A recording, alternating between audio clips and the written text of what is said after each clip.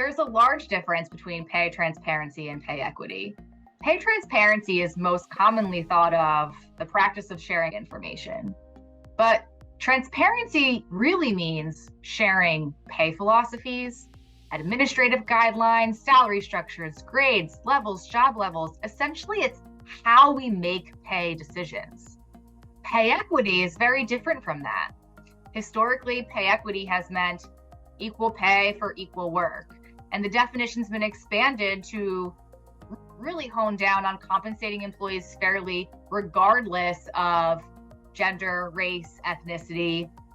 But if you think about pay equity, it really lives in that original definition: equal pay for work of equal value.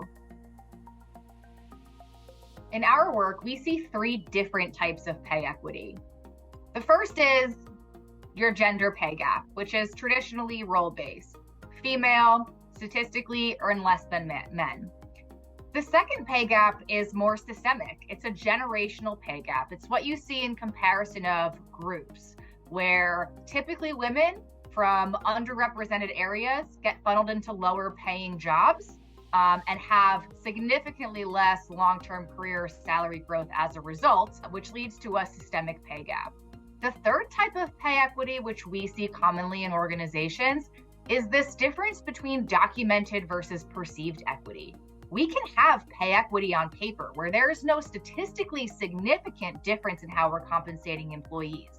But if our staff doesn't feel that the pay decisions are fair, that we are paying fairly for work of comparable value to the organization, and that contributions aren't recognized, you're not going to have perceived pay equity. And perceived pay equity allows you to move forward with true pay transparency as well. Organizations are missing a large opportunity when it comes to pay equity. Most of them are looking at the numbers. They're looking for statistical significant differences in wages attributed to age, sex, national origin. What they're not looking at is the foundation of pay equity. The foundation of pay equity is equal pay for work of equal value. So how are we determining work of equal value? Work of equal value needs to be understood and calibrated within your organization before we start to look at the dollars and cents that make up the compensation that drive the statistical analysis of pay equity. There are a series of behavioral factors that influence pay equity separate from the dollars and cents analysis. And understanding those behaviors is a critical component to lasting pay equity in all of our compensation decisions. There are some common behaviors that unconsciously make their way into decisions about compensation that continue to reinforce barriers to pay equity. A lot of those tend to live in the hiring process. So many organizations, if they took a close look, might find that they have either embedded or artificial barriers to eligibility. Those might look like unnecessary educational requirements, where formal education is not widely accessible to those to all of those who might qualify.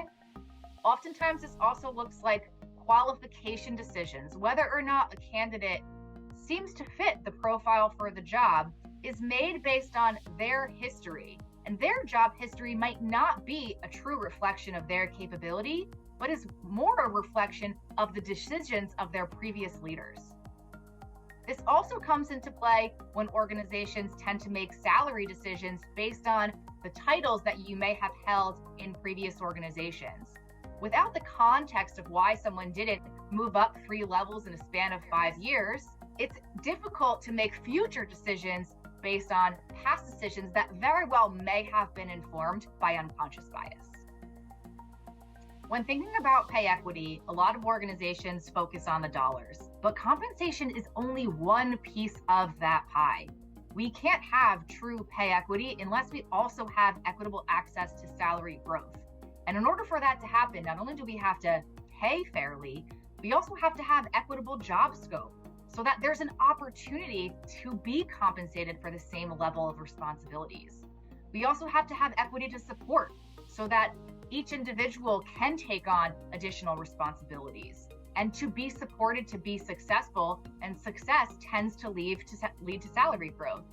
We also have to have equal opportunity to development so we can grow the skills to move up and do more. And then those opportunities for advancement also need to be equitably available. Advancement is where we're going to see long-term salary growth opportunities across everyone. So a singular pay decision is just the tip of the iceberg when it comes to pay equity.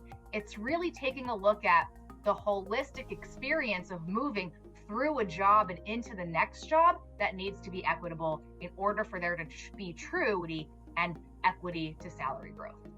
I'm Elena Van Kirk, Principal Consultant at Exude Human Capital. And if you have questions about pay equity, I'd love to talk to you.